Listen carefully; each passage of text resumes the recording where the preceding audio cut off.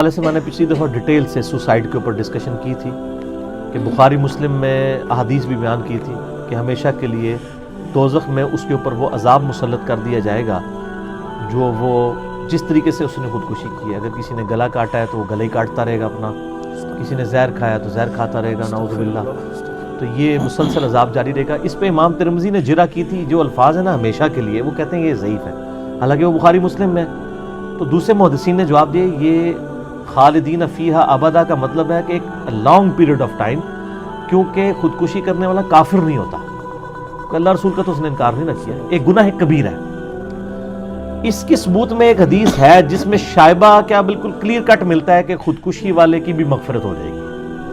وہ صحیح مسلم میں ایک حدیث ہے اور وہ آپ کو مشکات کی تیسری جلد میں بھی مل جائے گی, یہ مختلف جرائم کے حدود والے چیپٹر کے اندر. ایک صحابی تھے طفیل بن عمر الدوسی, قبیلہ دوس سے تعلق رکھتے تھے. حضرت ابو ہریرہ بھی اسی قبیلے سے تھے. وہ کہتے ہیں کہ ہمارے ساتھ ایک ساتھی تھا جس نے نبی الاسلام کی طرف مدینہ شریف میں ہجرت کی, یہ صحیح مسلم میں حدیث ہے. تو راستہ میں بیمار پڑ گیا.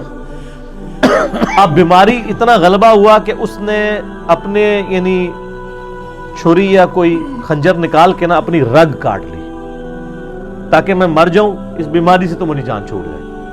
اور وہ اتنا خون نکلا کہ بلڈ پریشر لاس ہو گیا, وہ مر گیا.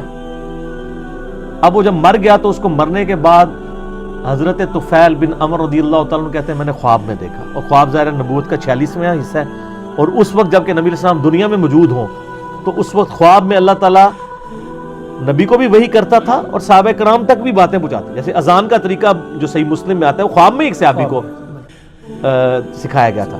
اچھا, انہوں نے خواب دیکھا کہ بڑی اچھی حالت میں وہ صحابی خودکشی کرنے والا, لیکن اس نے اپنا ہاتھ جو ہے نا اس کے اوپر پردہ کیا ہوا ہے. تو انہوں نے پوچھا تیرے ساتھ اللہ نے کیا معاملہ کیا؟ انہوں نے کہا اللہ تعالیٰ نے مجھے نبی علیہ السلام پر ایمان لانے کی برکت سے اور ہجرت کی برکت سے معاف کر دیا, لیکن یہ جو میرا ہاتھ ہے نا, یہ اللہ نے مجھے میرا ہاتھ ٹھیک نہیں کیا, اور اللہ تعالیٰ نے فرمایا کہ یہ ہاتھ تو نے خود خراب کیا تھا, یہ میں ٹھیک نہیں کروں گا, باقی تجھے ایمان کی وجہ سے میں بخش دیتا ہوں. تو نبی علیہ السلام کو جب انہوں نے خواب یہ بیان کیا نا, تو آپ نے کہا کہ اللہ اس کے ہاتھوں کو بھی معاف کر دے. حضور نے دعا فرما دی. اچھا, اس سے یہ بات پتہ چلی کہ آپ صلی اللہ علیہ وسلم نے یہ چیز انڈورس کر دی, ایک تو خودکشی والے کے لیے دعائے مغفرت کر دی, دوسرا اس سے یہ بھی پتہ چلا وہ خواب بھی انڈورس کر دیا کہ ہاں بخشا تو پہلے گیا تھا, صرف ایک ہاتھ ہی اللہ تعالیٰ نے اس سے عذاب نہیں ٹالا تھا. عذاب کیا مطلب, وہ مفلوج ہی تھا. تو یہ چیز ان محدثین کو سپورٹ کرتی ہے اور امام ترمذی کے موقف کو غلط ثابت کرتی ہے کہ حدیث وہ صحیح ہے, اور جو محدثین نے تعویل کی ہے نا کہ توبہ قبول ہو جائے گی, وہ بالکل ٹھیک ہے. اچھا, اس میں ایک اور پوائنٹ بھی پتا چل گیا جو میں نے ایک دعویٰ کیا تھا کہ امام شافعی کا قول ہے کہ اگر کوئی صحیح حدیث بھی اجماع امت کے خلاف ملے تو وہ نہیں ایکسیپٹ کی جائے گی, خبر واحد.